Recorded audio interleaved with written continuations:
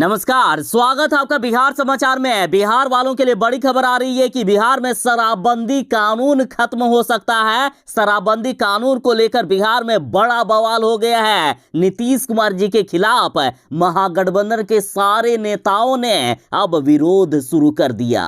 तो इधर बिहार में सरकारी नौकरी को लेकर बड़ी खबर है। कई लाख पदों पर सरकारी नौकरी तेजस्वी यादव और मुख्यमंत्री नीतीश कुमार जी निकाल रहे हैं। साथ ही बिहार के गरीबों के लिए बड़े ऐलान कर दिए हैं। एक तरफ जहां गरीबों को जमीन और आवास मिलेगा, तो वहीं बिहार के सरकारी स्कूल में पढ़ने वाले बच्चों के खाते में पैसे भेज दिए गए हैं। तो आज की बड़ी खबरों पर बात करने से पहले आपसे एक छोटी सी अनुरोध है, कृपया वीडियो को एक प्यारा सा लाइक अवश्य कर दीजिएगा। आपका लाइक करना ही हमारी मेहनत का फल होता है।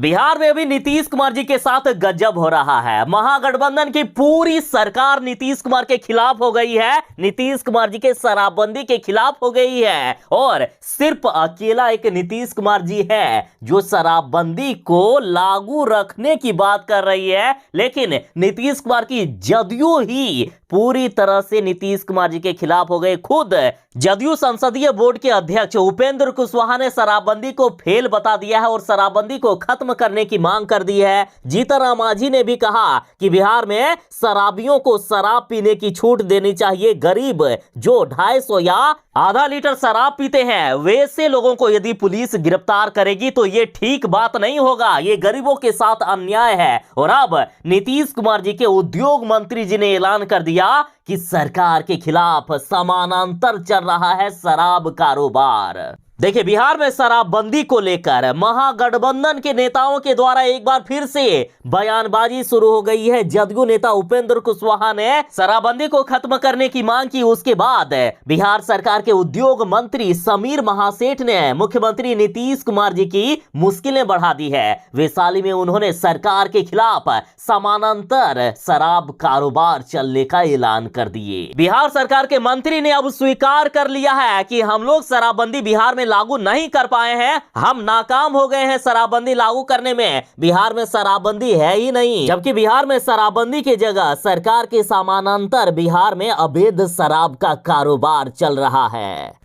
तो बिहार में अब चारों तरफ से शराबबंदी को खत्म करने की बातें हो रही है। लालू यादव ने खुद कहा है कि नीतीश कुमार जी काफी मुश्किल होगी आगे चलकर शराबबंदी कानून में, अतः शराबबंदी कानून को खत्म कर दें। तेजस्वी यादव ने कई बार मांग कर दी है शराबबंदी कानून को खत्म करने का। बिहार के सरकारी स्कूल में पढ़ने वाले बच्चों के लिए बड़ी खबर है। मुख्यमंत्री नीतीश कुमार जी ने बच्चों को बड़ा ही तोहफा दे दिया है। डीबीटी के जरिए बच्चों के खाते में पैसे भेज दिए गए हैं। यदि आपके भी बच्चे सरकारी स्कूल में पढ़ते हैं तो अपने बच्चे का खाता चेक करवा लीजिएगा, अपडेट करवा लीजिएगा, उसमें पैसे आ गए होंगे। मुख्यमंत्री नीतीश कुमार जी ने डीबीटी के जरिए बच्चों के खाते में प्रोत्साहन राशि डाल दी है। देखिए, शिक्षा दिवस के अवसर पर शुक्रवार को ही 76 लाख बिहार के सरकारी स्कूल में पढ़ने वाले बच्चों के खाते में मुख्यमंत्री नीतीश कुमार जी ने डीबीटी के जरिए 2022-23 से संबंधित छात्रवृत्ति एवं लाभुक योजनाओं की प्रोत्साहन राशि भेज दी है। मतलब जो राशि मिलने वाली थी, प्रोत्साहन राशि हो गए या फिर छात्रवृत्ति हो गए या फिर साइकिल के लिए पैसे या किताब खरीदने के लिए, मतलब जो पैसे मिलने वाले थे सभी जोड़कर भेज दिए गए हैं। बिहार में महागठबंधन की सरकार है और महागठबंधन ने मांग कर दी है कि बिहार में शराब की बिक्री शुरू की जाए। देखिए, कांग्रेस ने बिहार में शराब की बिक्री शुरू करने की मांग कर दी। उद्योग मंत्री भी शराबबंदी पर सवाल उठा दिए। तो बड़ी खबर है, बिहार में महागठबंधन की सरकार से कांग्रेस के द्वारा भी अब शराब की बिक्री की मांग कराने की मांगे होने लगी है। जीतन राम मांझी ने भी कहा है कि शराब पीने की छूट होनी चाहिए। जदयू के भी नेता ने कहा है कि बिहार में शराबबंदी को खत्म किया जाना चाहिए। देखिए, मुख्यमंत्री नीतीश कुमार जी चाहे लाख दावे कर ले कि हम महिलाओं की भलाई के लिए महिलाओं के कहने पर ही बिहार में शराबबंदी लागू किए हैं, लेकिन कांग्रेस की महिला विधायक ने ही बिहार में शराब की बिक्री कराने की मांग की है। दरअसल कांग्रेस विधायक प्रतिमा कुमारी ने बिहार से शराबबंदी को हटाने की मांग कर डाली। देखिए, शराबबंदी को बिहार में विफल बताते हुए प्रतिमा कुमारी ने कहा कि अगर बिहार में शराबबंदी है तो फिर ट्रकों का भंडार कहां से मिल रहा है? लोग शराब पीकर मर रहे हैं तो उसे अज्ञात बीमारी बताया जा रहा है। आंख बंद करने से सच्चाई नहीं छिप सकती है। प्रतिमा कुमारी ने आगे कहा कि जीतन राम मांझी बिहार में पौवा मात्रा में शराब पीने की छूट देने की बात करते हैं तो जीतन राम मांझी को मुख्यमंत्री जी से अविलंब मिलकर बात करनी चाहिए और बिहार में शराब बिक्री करवानी चाहिए। कांग्रेस ने तो यहां तक मांग कर दी है कि राशन दुकान की तर्ज पर शराब की बिक्री कराई जाए। जिस तरह से राशन दुकान में सामानों की बिक्री होती है, शराब की भी बिक्री होनी चाहिए और इस तरह से बिहार का भी भला होगा। बिहार को राजस्व की प्राप्ति होगी और लोगों को वैध शराब, ओरिजिनल शराब मिल पाएगा। लोग जहरीली शराब पीकर मौत के घाट नहीं उतरेंगे। इन्होंने कहा कि जहां पर हो हंगामे का सवाल है तो उत्पाद कानून पहले से ही लागू है। जो हंगामा करेगा उस पर जुर्माना लगाया जाएगा। मुख्यमंत्री नीतीश कुमार जी ने बिहार के शिक्षकों को कड़ी चेतावनी दे दी है। मुख्यमंत्री नीतीश कुमार जी ने कहा कि नहीं पढ़ाएंगे तो हम सीधा नौकरी से निकाल देंगे, नहीं पढ़ाएंगे तो जाएगी नौकरी। बिहार के शिक्षकों को मुख्यमंत्री नीतीश कुमार जी ने सख्त चेतावनी दे दी। देखिए, बिहार की शिक्षा व्यवस्था पूरी तरह से बदहाल हो गई है। सरकारी स्कूलों की शिक्षा व्यवस्था दयनीय है। जब से बिहार में बीजेपी की सरकार थी, नीतीश कुमार जी बीजेपी के साथ थे, बिहार की शिक्षा व्यवस्था नहीं सुधर पाई। लेकिन अब तेजस्वी यादव के साथ आने के बाद मुख्यमंत्री नीतीश कुमार जी खूब एक्शन मोड में नजर आ रहे हैं और अब मुख्यमंत्री नीतीश कुमार जी ने बिहार के सभी शिक्षकों को सख्त लहजे में चेतावनी देते हुए कहा कि जो भी नहीं पढ़ाएंगे उनकी नौकरी जाएगी, हम नौकरी से निकाल देंगे और जो शिक्षक अच्छे से पढ़ाएंगे उनका हम तनख्वाह भी बढ़ाएंगे, उनकी सैलरी भी बढ़ाएंगे। उसके साथ ही बिहार में नया नियम लागू हो रहा है। अब हर शनिवार को बच्चे बिना बैग के स्कूल आएंगे, यानी हर शनिवार को नो बैग डे मनाया जाएगा। बता दें कि मुख्यमंत्री नीतीश कुमार जी ने शिक्षा दिवस के अवसर पर शिक्षकों को चेतावनी देते हुए कहा कि जो शिक्षक अगर स्कूल में नहीं पढ़ाते हैं तो उन्हें निकलवा दीजिए, छोड़िए नहीं। जो पढ़ाएंगे उन्हें और भी ज्यादा हम पैसा देंगे, लेकिन जो नहीं पढ़ाएंगे, जो नौटंकी करेंगे, ऐसे शिक्षकों को हम तुरंत ही नौकरी से निकाल देंगे। साथ ही मुख्यमंत्री नीतीश कुमार जी ने 7वें चरण की शिक्षक बहाली प्रक्रिया जल्द ही पूरे करने का आश्वासन भी दिया। मुख्यमंत्री जी बोले कि हमें पता है कि बच्चों को पढ़ाई करने में काफी दिक्कत हो रही है, जल्द ही शिक्षकों की हम बहाली करेंगे।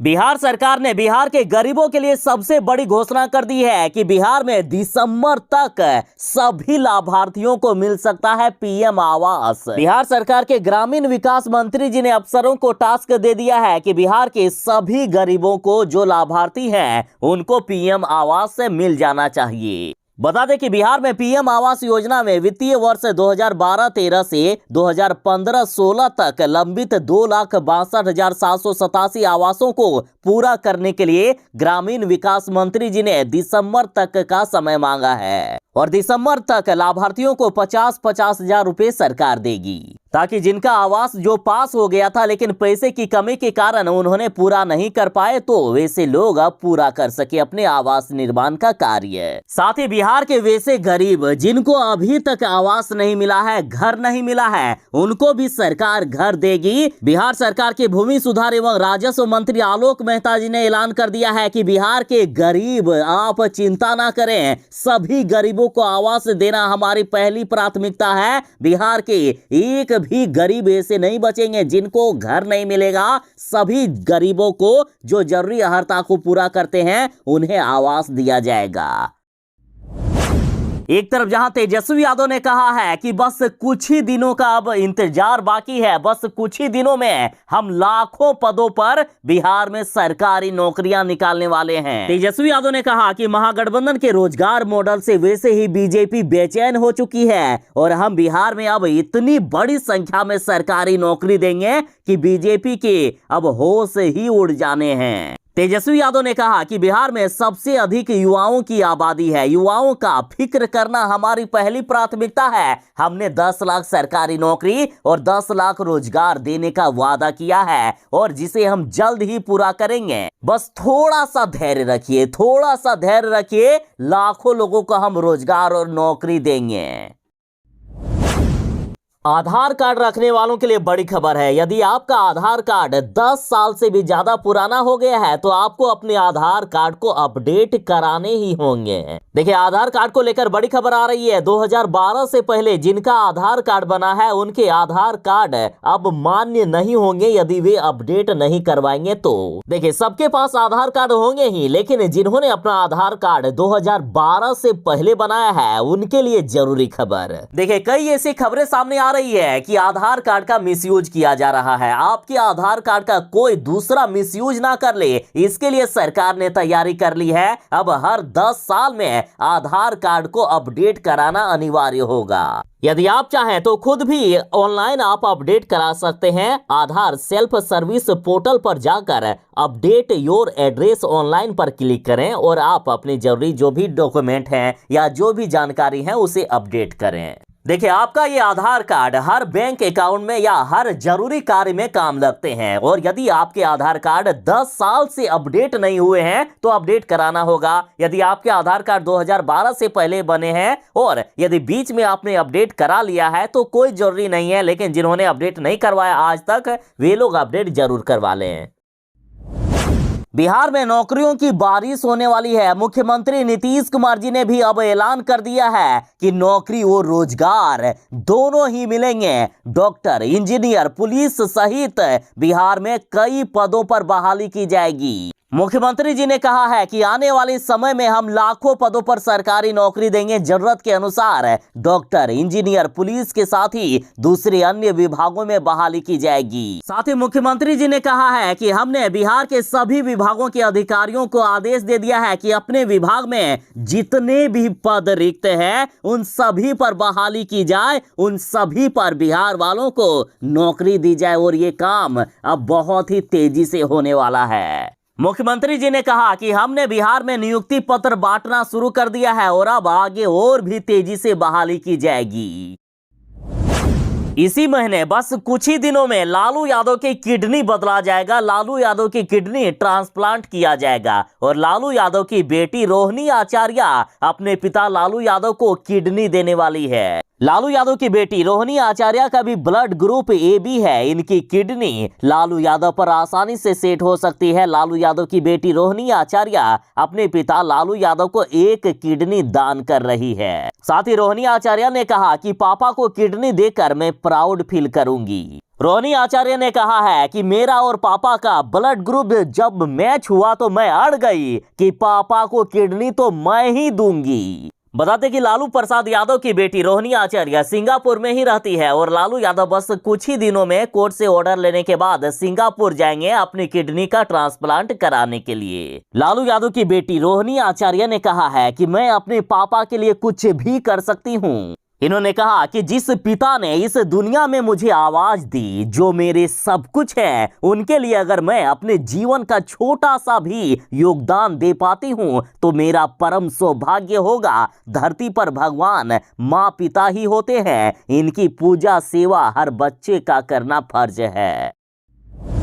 एक जमाना था जब सरकार के द्वारा लोगों को लूटा जा रहा था, राजा महाराजाओं के द्वारा लोगों को लूटा जाता था। लेकिन बिहार की यदि बात करें तो बिहार में सरकार के द्वारा अब भी जनता को लूटने का दौर जारी है, बस अब तरीका बदल गया है। दरअसल ये दावा प्रशांत किशोर यानी PK ने किया है। देखिए, बिहार में जन सुराज यात्रा पर निकले प्रशांत किशोर यानी PK ने कहा कि बिहार में आज भी जंगल राज कायम है। पहले अधिकारी पिस्तौल से व्यापारियों और लोगों को लूटते थे और आज अधिकारी कलम से जनता को लूट रहे हैं। बस लूटने का तरीका बदल गया है। इन्होंने कहा कि बिहार में कोई भी सरकारी काम हो बिना घूस लिए नहीं होता है। यदि आवास निर्माण की बात करें तो बिना 20 से 25 हजार रुपए घूस दिए किसी का आवास पास भी नहीं होता। गांव की सड़कों की हालात भी आज बदतर हो गई है। साथ ही प्रशांत किशोर ने बिहार में शराबबंदी को फेल बताते हुए शराबबंदी को भी खत्म करने की मांग कर दी।